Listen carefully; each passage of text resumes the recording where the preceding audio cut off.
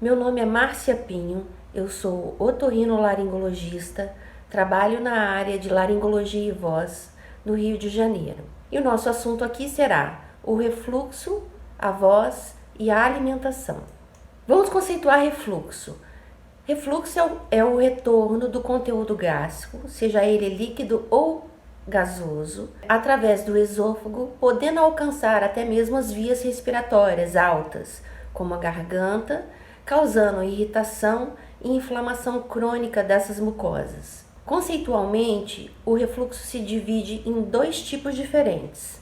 O gastroesofágico, que é o chamado refluxo clássico, cujos sintomas nós conhecemos bem, são sintomas de dor de estômago, azia, queimação, digestão lenta. E o outro refluxo chamado laringoesofágico, que é assunto da nossa conversa aqui de hoje, que é um refluxo que cursa com sintomas um pouco diferentes. Geralmente, que sintomas são localizados na parte da garganta. Por exemplo, pigarro, necessidade de limpeza constante da garganta, drip pós-nasal, que é aquele pinga-pinga atrás da garganta, globos faríngeos, que é aquela sensação de uma bola presa na garganta, tosse e também alteração vocal.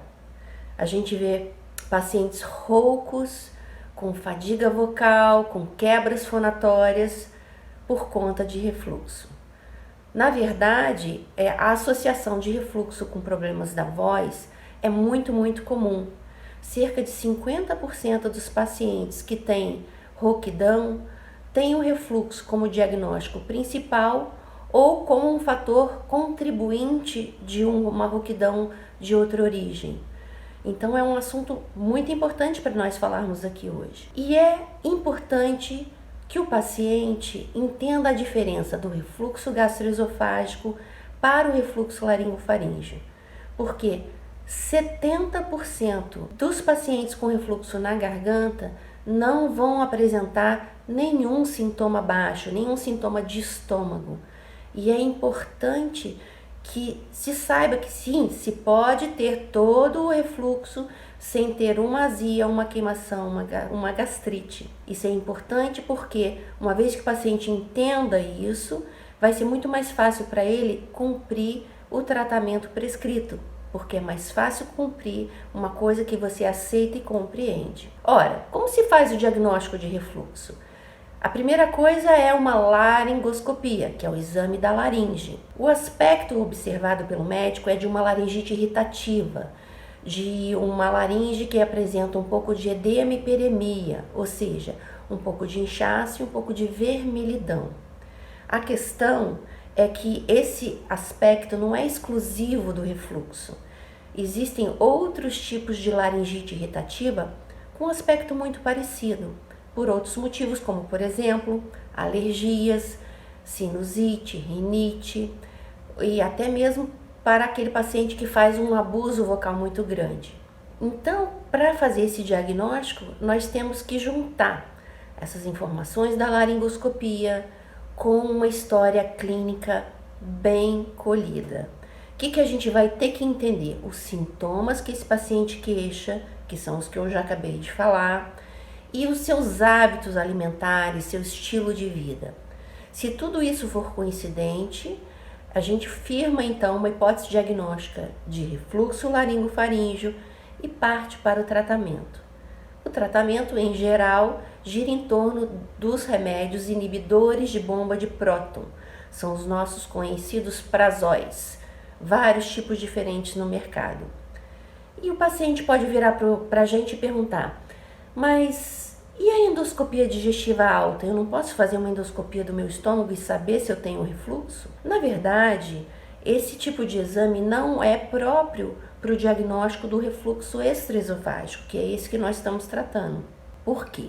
Na maioria dos pacientes, esse exame é normal e os médicos o empregam, às vezes, só para afastar outros diagnósticos paralelos que vêm junto com o refluxo e que merecem atenção, como por exemplo, esofagite, hérnia de hiato, etc. Outros exames mais sofisticados existem para refluxo, mas eles são reservados para casos mais especiais, casos refratários ao tratamento ou de difícil diagnóstico. Agora, falando de tratamento, nós sabemos que esse tipo de medicamento muito usado para refluxo são os IBPs. Eles são medicamentos que tentam controlar a produção de ácido do estômago. Mas a questão é, será que essa é a central preocupação? Será que esse é o cerne da questão? Essa é a principal preocupação que a gente deveria estar tendo? Bom, para entender isso, a gente vai falar um pouco dos mecanismos de agressão da mucosa da garganta. As manifestações clínicas do refluxo se dão principalmente por causa da pepsina aderida à mucosa da garganta e não propriamente por causa da acidez do estômago. Esse refluxo, substância que vem do estômago para cima, ele vem com várias substâncias diferentes. E a pepsina é a nossa questão aqui, porque é ela que, uma vez ativada, mas para ser ativada ela precisa da presença de algo ácido junto a ela. Uma vez a pepsina ativada, aqui na mucosa da garganta, ela vai causar lesão, ela vai causar inflamação, ela vai causar irritação. Ora, será que é apenas o ácido que vem do estômago que seria capaz de ativar essa pepsina? Ou teriam outras formas de possível ativação?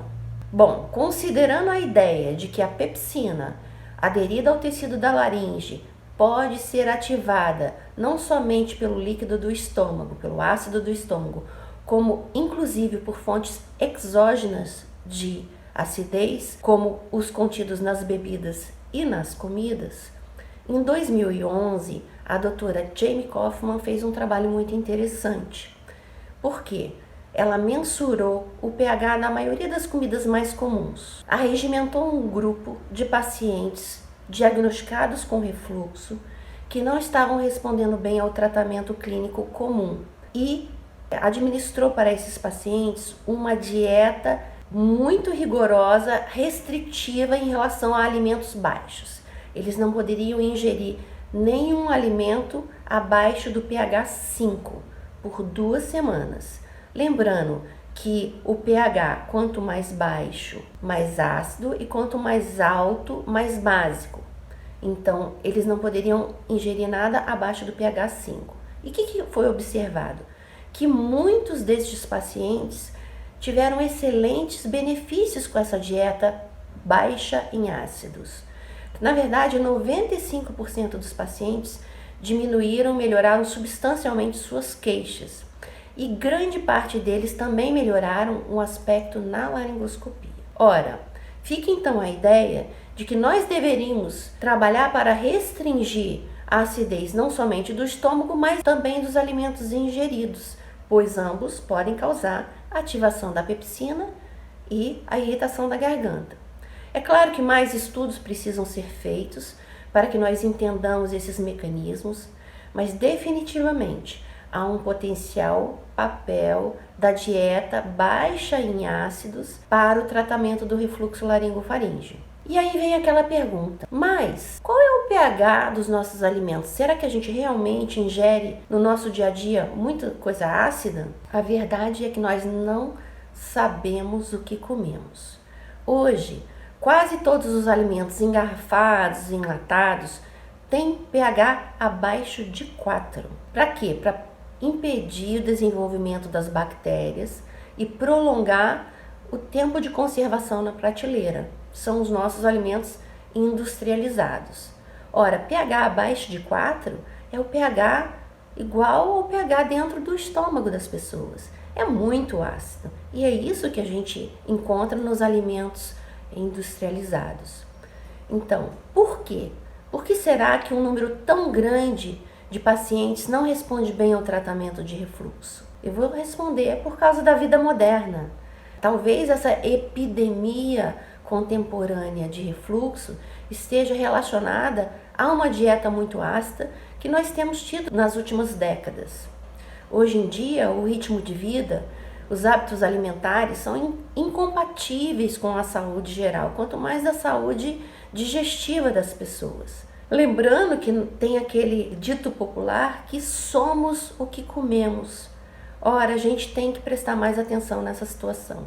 Fomos atrás de alguns trabalhos que mostram que a dieta americana nos últimos 50 anos mudou muito. A nossa comida de hoje não é mais a comida como era naquele tempo. E os trabalhos mostram que desde a década de 60, a comida se tornou muito mais artificial, com mais agrotóxicos, mais gorduras trans, geneticamente modificadas, com conservantes e aditivos químicos. E não é só o refluxo que a gente observa que está relacionado com a nossa moderna alimentação, mas essa alimentação também tem causado doenças muito prevalentes que seriam evitáveis por causa dessa dieta ocidental moderna que a gente consome. A epidemia de refluxo não é a única, nós tivemos também uma epidemia de obesidade, de diabetes, de doença cardíaca, de osteoporose, de câncer de esôfago e muitos outros. No quesito refluxo,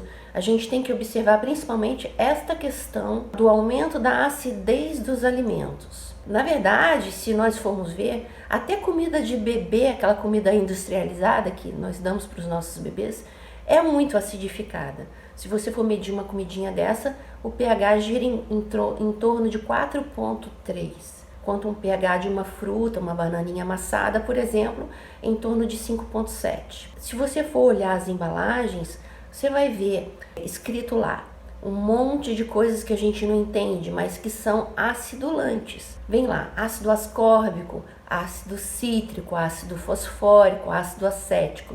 Eles todos são, na verdade, conservantes que estão em quase tudo que é enlatado ou engarrafado.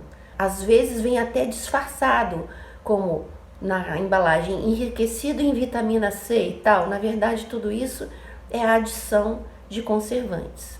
E realmente os trabalhos mostram que desde os anos 70 a prevalência do refluxo aumentou 400% e que mais da metade dos habitantes da América do Norte são afetados por alguma doença relacionada ao refluxo, que a taxa de câncer de esôfago aumentou desde 75 até 2005 cerca de 600%, e que no passado os pacientes que eram os que refluxavam eram geralmente os de meia idade, mais obesos, com alguma questão familiar, mas que hoje os pacientes de refluxo têm um outro perfil.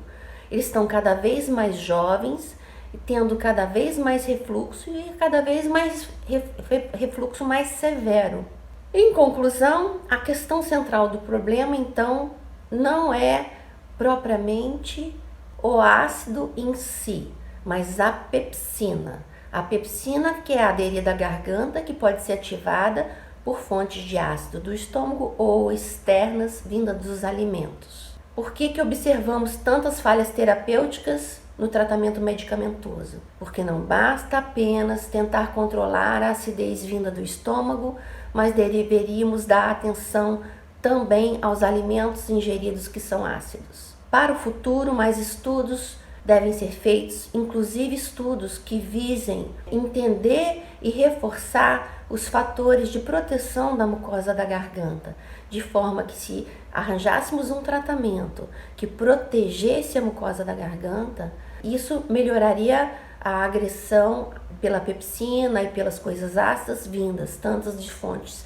endógenas quanto exógenas.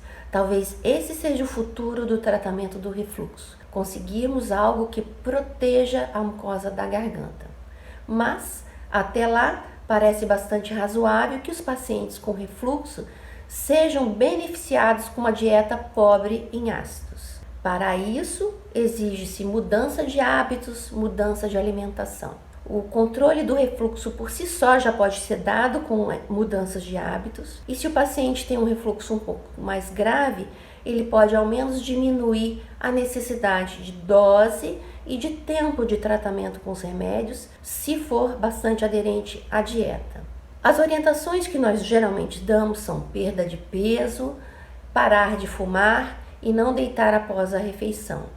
Em relação à alimentação, Em geral, se pede várias alterações que evitem alimentos que relaxem os esfíncteres do esôfago e alimentos que sejam muito ácidos. A gente pede para o paciente evitar álcool, chocolate, gorduras e frituras em geral, frutas ácidas, principalmente as frutas cítricas, bebidas carbonatadas, são os refrigerantes, as bebidas com gás, condimentos, também cebola e alho, produtos que sejam à base de tomate, que é muito ácido. Os produtos cafeinados devem ser consumidos com moderação e também se evita menta e hortelã.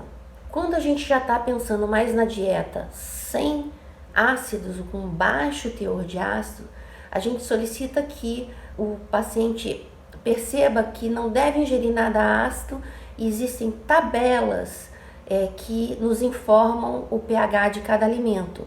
Isso está na internet, a gente pode ter essa informação.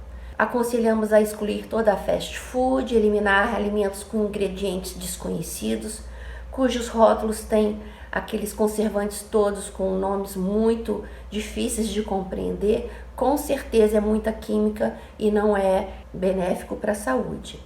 E eliminar de forma geral tudo que seja muito industrializado, os enlatados, encaixados, empacotados e engarrafados. Nós devemos focar a nossa atenção e a nossa alimentação em comida de verdade, alimentos que possam vir direto da natureza com um menor número de químicas e agrotóxicos possível. Cabe a nós, profissionais de saúde, a educação dos pacientes quanto a esta questão. A escolha é de cada um.